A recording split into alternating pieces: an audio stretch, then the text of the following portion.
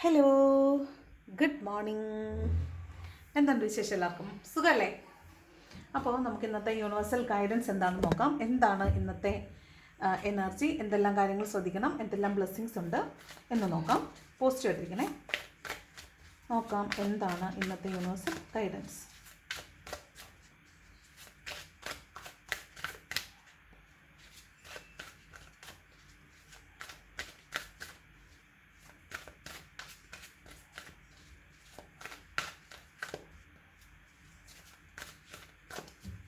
Okay, നോക്കാം എന്താണ് ഇന്നത്തെ യൂണിവേഴ്സൽ ഗൈഡൻസ്.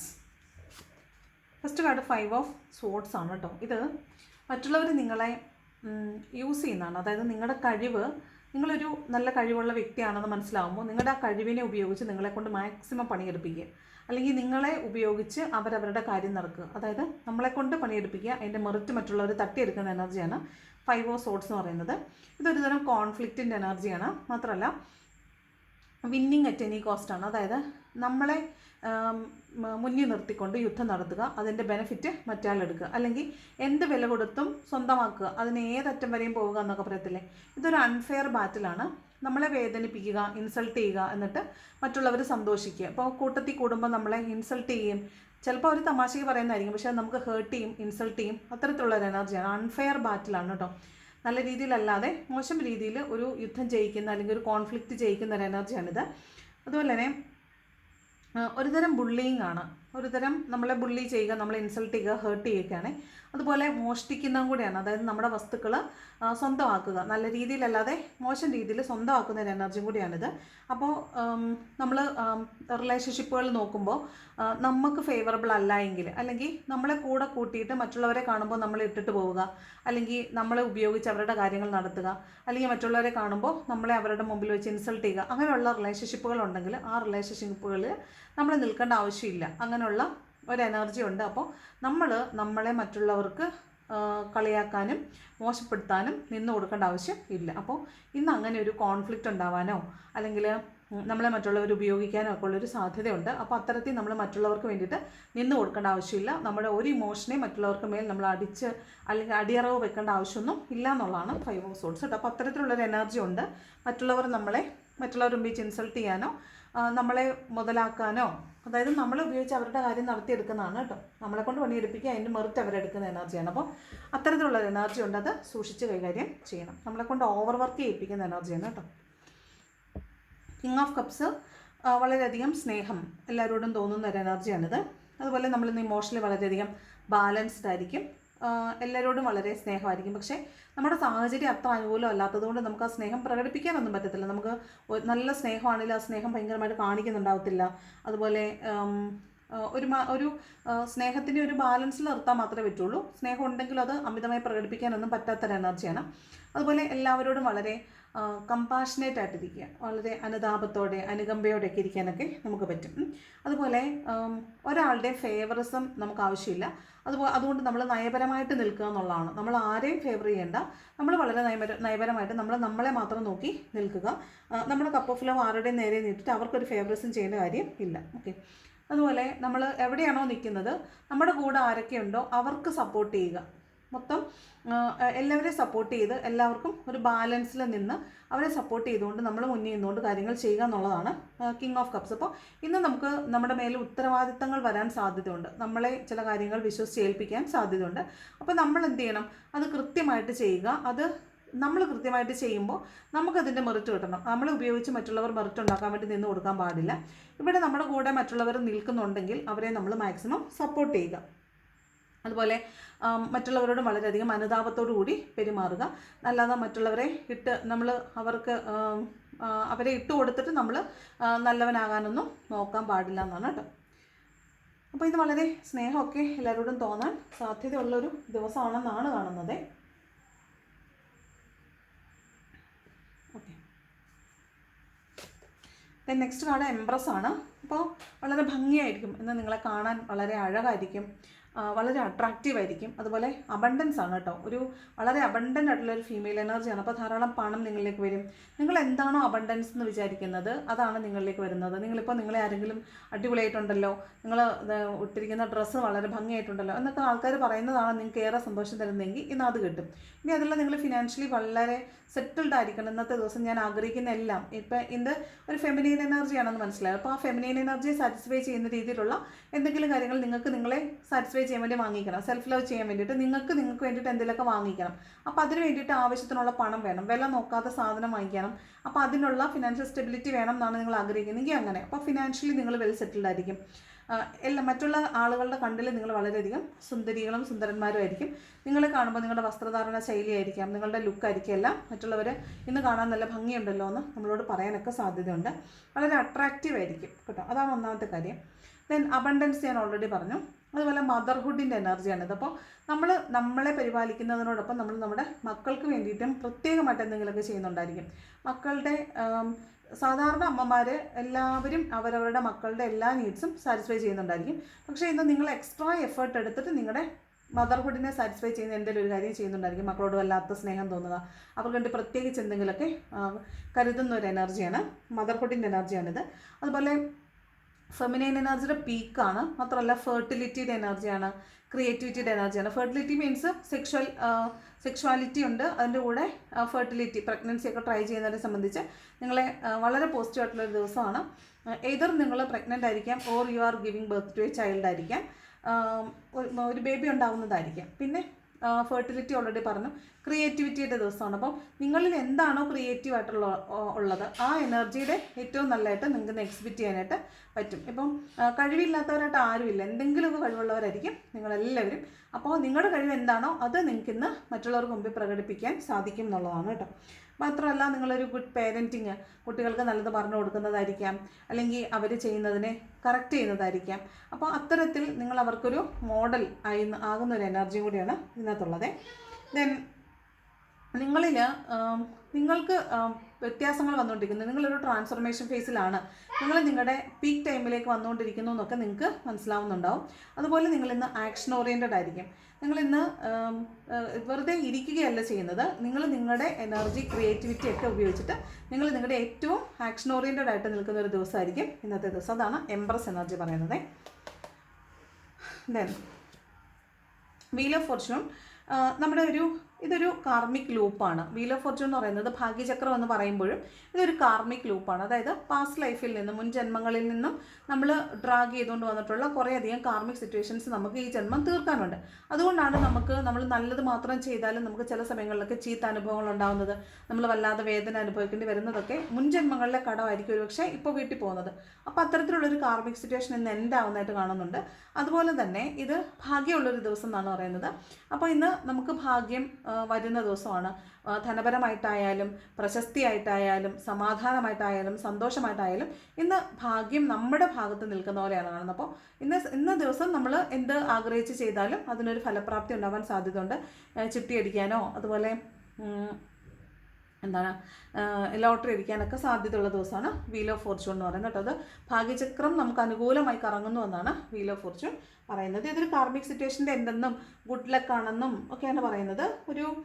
നമ്മുടെ ഇന്നത്തെ ദിവസം എന്ത് തന്നെ സംഭവിക്കുന്നുണ്ടെങ്കിൽ അത് നമ്മുടെ ഡെസ്റ്റിനിയാണ്. അത് നമ്മൾ വിധി നിർണ്ണയിക്കപ്പെട്ടതാണ്, മുന്നേ നിർണ്ണയിക്കപ്പെട്ട കാര്യമാണ്.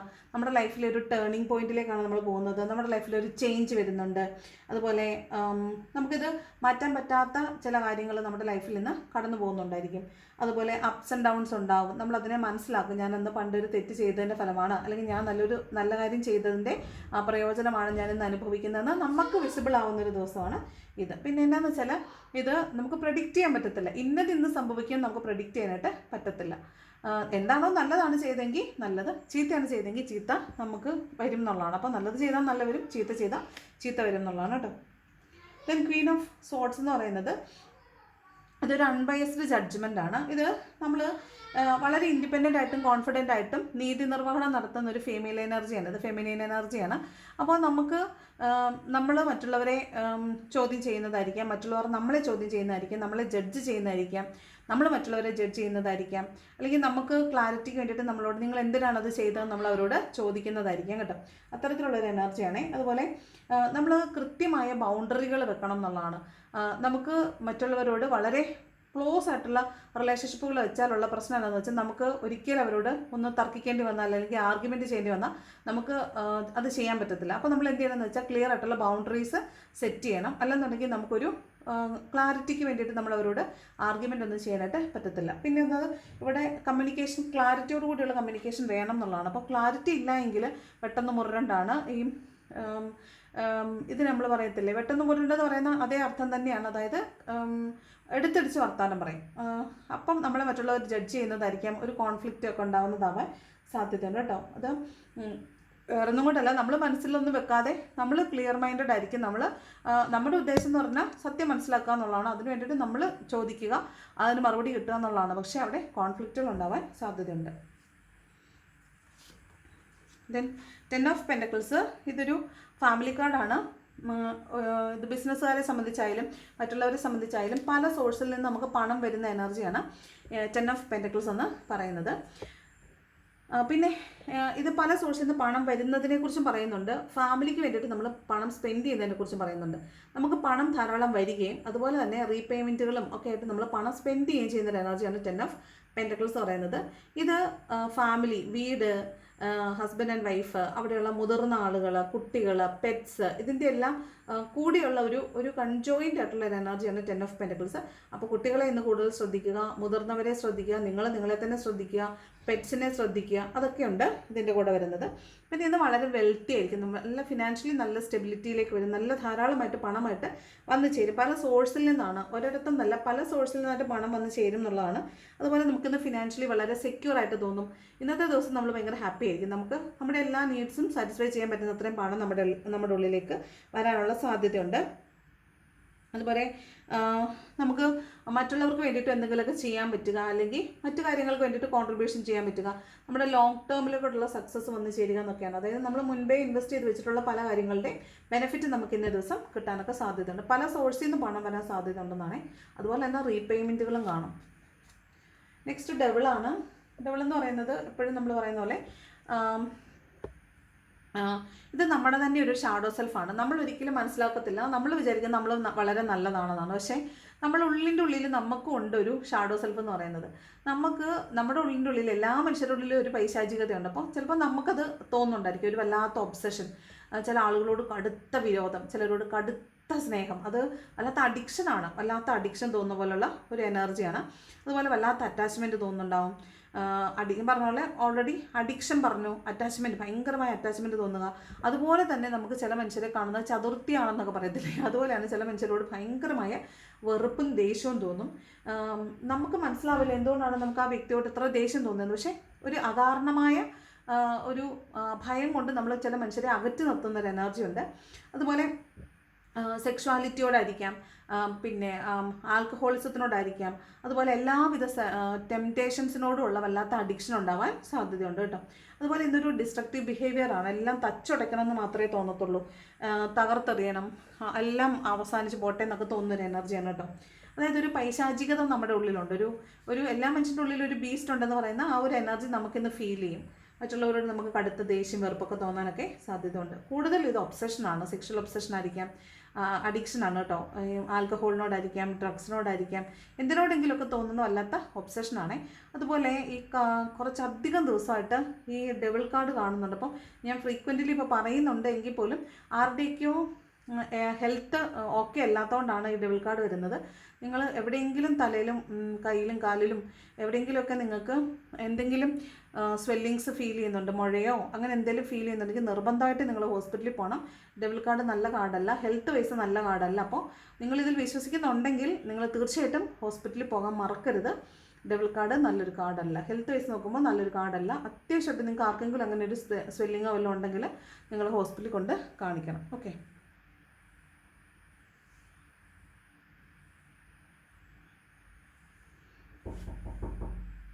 Next card two of cups ആണ്. ടു ഓഫ് കപ്സ് എന്ന് പറയുന്ന ഒരു സോൾമേറ്റ് യൂണിയനാണ്. അതുപോലെ ഒരു ബാലൻസിലേക്ക് വരിക എന്നുള്ളതാണ്. അത് ചില ആളുകൾക്കിടയിൽ മാനസികമായിട്ട് വളരെ അകൽച്ച ഫീൽ ചെയ്തിട്ടുള്ള ആളുകളായിരിക്കും. വളരെ സ്നേഹത്തിലിരുന്ന ആളുകൾ തമ്മിൽ സെപ്പറേറ്റ് ആയി പോയിട്ടുണ്ടായിരിക്കും. അവിടെ ഒരു ബാലൻസ് ഇല്ലായ്മ ഫീൽ ചെയ്യുക. നമ്മൾ അങ്ങോട്ട് കൊടുക്കുന്ന ഒരു ഈക്വൽ എഫേർട്ട്, അങ്ങോട്ട് കൊടുക്കുന്ന ഒരു ഗിവിങ്ങിന് തിരിച്ചൊരു റിസപ്ഷൻ കിട്ടുന്നുണ്ടാവത്തില്ല. നമ്മൾ കൊടുക്കുന്നത് മാത്രം, നമ്മൾ കൊടുക്കുമ്പോൾ 100% ആയിരിക്കും, പക്ഷേ തിരിച്ച് കിട്ടുന്നത് ഒരു 10% ആയിരിക്കും. അപ്പോൾ നമുക്കവിടെ ഒരു ബാലൻസ് ഇല്ലായ്മ ഫീൽ ചെയ്യും.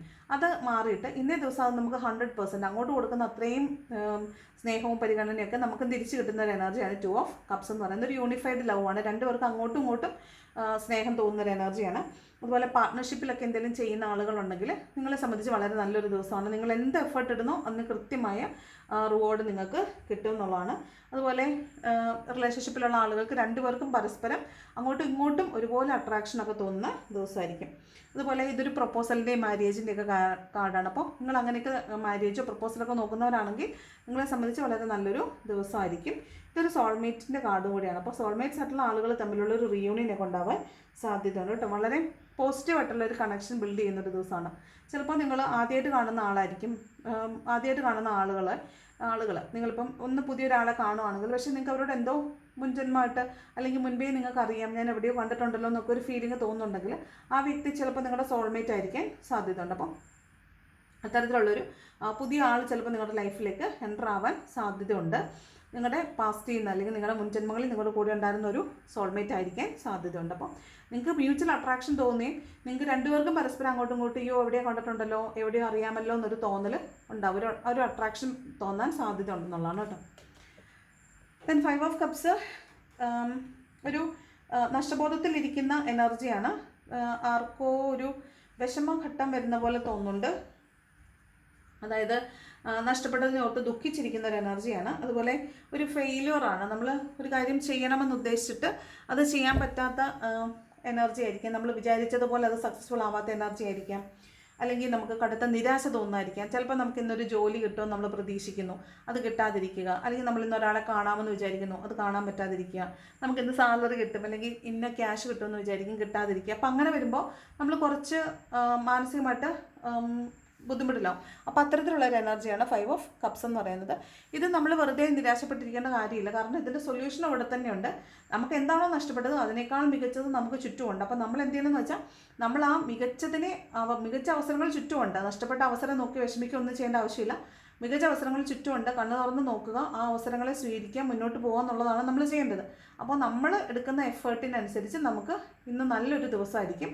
പാസ്റ്റിനെ ഓർത്ത് ദുഃഖിച്ചിരിക്കേണ്ട അവസ്ഥ ഇല്ല. അപ്പോൾ നിങ്ങൾ പാസ്റ്റിലെ ചില കാര്യങ്ങൾ നഷ്ടപ്പെട്ടു പോയതിനെ ഓർത്ത് ചിലപ്പോൾ ഒന്ന് ദുഃഖിക്കുന്നുണ്ടാവാം, വേദനിക്കുന്നുണ്ടാവാം. അതിൻ്റെ ഒരാവശ്യമില്ലെന്നാണ് പറയുന്നത്. നിങ്ങൾക്കുള്ളത് അതിനേക്കാൾ മികച്ചത് നിങ്ങൾക്ക് യൂണിവേഴ്സ് വെച്ച് നീട്ടുന്നുണ്ട്. അപ്പോൾ നിങ്ങൾ അതെടുക്കുക, നിങ്ങൾ ലൈഫിൽ മുന്നോട്ട് പോകുക എന്നുള്ളതാണ് ഇവിടെ പറയുന്നത് കേട്ടോ. ബോട്ടം നിൽക്കുന്ന 2 ഓഫ് ഹാൻഡാണ്.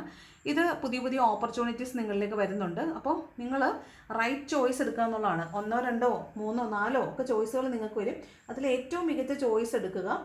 ചോയ്സ് തീരുമാനിക്കുന്നതിന് മുമ്പ് നിങ്ങൾ അതിനെക്കുറിച്ച് വ്യക്തമായിട്ട് അന്വേഷിക്കുക എന്നാണ്. നിങ്ങളിന്ന് എന്ത് കാര്യം ഒരു തീരുമാനം എടുക്കുമ്പോഴും നിങ്ങളിന്ന് വ്യക്തമായിട്ട് അന്വേഷിച്ച് ആലോചിച്ച് വരുംവരായികളെക്കുറിച്ചും അതിൻ്റെ എല്ലാ കാര്യങ്ങളെക്കുറിച്ചും അന്വേഷിച്ചതിന് ശേഷം പ്ലാൻ ചെയ്തതിന് ശേഷം മാത്രം തീരുമാനമെടുത്ത് മുന്നോട്ട് പോകുക എന്നുള്ളതാണ് കേട്ടോ. എന്ത് കാര്യമായാലും നിങ്ങളിന്ന് സ്റ്റക്കായി നിൽക്കുന്ന എനർജിയിൽ ഒരു പ്രോഗ്രസ് ഉണ്ടാവും. നിങ്ങൾക്ക് പ്ലാൻ ചെയ്ത് മുന്നോട്ട് പോയാൽ നിങ്ങൾക്ക് വളരെ സക്സസ്ഫുൾ ആയിട്ട് മുന്നോട്ട് പോകാൻ പറ്റും. അതുപോലെ നിങ്ങൾക്ക് തീരുമാനം എടുക്കാൻ സ്റ്റക്കായി നിൽക്കുന്നിടത്ത് തീരുമാനം എടുക്കാൻ പറ്റും. പുതിയ പുതിയ കാര്യങ്ങൾ നിങ്ങൾക്ക് കണ്ടുപിടിക്കാൻ പറ്റും. നിങ്ങൾ നോക്കി നടക്കുന്ന കാര്യം ഇതുവരെ നിങ്ങൾക്ക് കണ്ടെത്താൻ പറ്റാത്ത ചില കാര്യങ്ങൾ നിങ്ങൾക്കിന്ന് കണ്ടെത്താൻ പറ്റും. അതുപോലെ വീട് വിട്ട് എന്തെങ്കിലും പഠിക്കാനോ ഒക്കെ നിങ്ങൾ വിദേശത്തേക്കോ മറ്റോ പോകുന്ന ആളുകളുണ്ടെങ്കിൽ ജോലിക്കായിരിക്കാം പഠിക്കാനൊക്കെ ആയിരിക്കാം വിദേശത്തേക്ക് പോകുന്ന ആളുകളെ കാണുന്നുണ്ട്. അപ്പോൾ നിങ്ങളെ സംബന്ധിച്ച് പ്ലാനിങ്ങിൻ്റെയും പ്രിപ്പറേഷൻ്റെയും ദിവസമാണ്, തീരുമാനങ്ങൾ എടുക്കുന്നതിൻ്റെ ദിവസമാണ്. പോകുന്നതിനെക്കുറിച്ച് ആലോചിക്കുകയും ചിലപ്പം ഫ്ലൈറ്റ് ടിക്കറ്റ് നോക്കി നിൽക്കുന്നതായിരിക്കാം, ഫ്ലൈറ്റ് ടിക്കറ്റ് കിട്ടുന്നതായിരിക്കാം, ചിലപ്പം മെഡിക്കൽ പാസ്സാവുന്നതായിരിക്കാം. അത്തരത്തിലുള്ളൊരു എനർജിയാണിത്. പിന്നെ നിങ്ങൾ പുതിയ പുതിയ ട്രാവലിങ്ങിന് വേണ്ടിയിട്ടുള്ള പ്ലാനുകളൊക്കെ തയ്യാറാക്കുന്നതാവാനും സാധ്യതയുണ്ട്. പിന്നെ 2 ഓഫ് ഹാൻഡ് എന്ന് പറയുന്നത് എപ്പോഴും പറയുന്ന പോലെ നിങ്ങൾ ആരെയോ ഒരാളെ സോഷ്യൽ മീഡിയയിൽ സ്റ്റോക്ക് ചെയ്യുന്നതായിരിക്കാം. നിങ്ങൾ ആരെയോ പോയിട്ട് അവരെ നോക്കിക്കൊണ്ടിരിക്കുക, അവരുടെ സ്റ്റാറ്റസ് നോക്കുക, അവരുടെ ലാസ്റ്റ് സീൻ നോക്കുക, അവരുടെ ഫേസ്ബുക്ക് അക്കൗണ്ട് നോക്കുക. അങ്ങനെ ഒരാളെ ഇങ്ങനെ സ്റ്റോക്ക് ചെയ്ത് ഇങ്ങനെ പുറകെ നടന്ന് അന്വേഷിക്കുന്ന ഒരു എനർജി കൂടിയാണ് 2 ഓഫ് വാണ്ട്സ് എന്ന് പറയുന്നത് കേട്ടോ. അപ്പോൾ മൊത്തത്തിൽ ഇതാണ് ഇന്നത്തെ ഒരു എനർജി എന്ന് പറയുന്നത്. നിങ്ങളായിട്ട് റെസനേറ്റ് ആവുന്നുണ്ടോ എന്ന് നോക്കുക. വീഡിയോ ഇഷ്ടപ്പെട്ടാൽ ലൈക്ക് ചെയ്യുക, ഇഷ്ടപ്പെട്ടെങ്കിൽ ഡിസ്ലൈക്ക് ചെയ്യുക, കമൻറ്റ് ചെയ്യാൻ ഇഷ്ടമുള്ളൊരു കമൻറ്റും കൂടെ ചെയ്യണം. ഹൈപ്പ് ബട്ടൺ കണ്ടാൽ അമർത്താൻ മറക്കരുത്. അപ്പോൾ thank you so much for watching my video. നല്ലൊരു ദിവസം ആശംസിക്കുന്നു. നാളെ മറ്റൊരു വീഡിയോ കാണാം. Thank you so much.